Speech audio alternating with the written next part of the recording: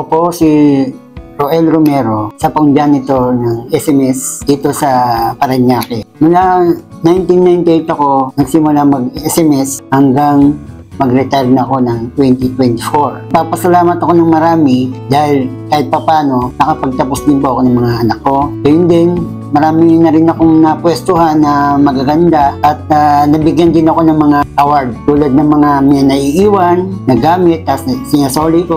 Yung mga napwestuhan ko po ay SM South Mall, Las Piñas. Naka 7 years po ako dyan. Sa MLM, Sukat, pabrika po ng bakery yan, gawaan. Naka 5 years din po ako dyan. At sa uli po ay sa Elizabeth Saton, dito sa Casimiro, Las Piñas. Tumagal din po ako ng 4 years dyan. So yun din po, sa nangunguna po dito, Tambunting, dahil kung hindi sa kanya, wala ako dito.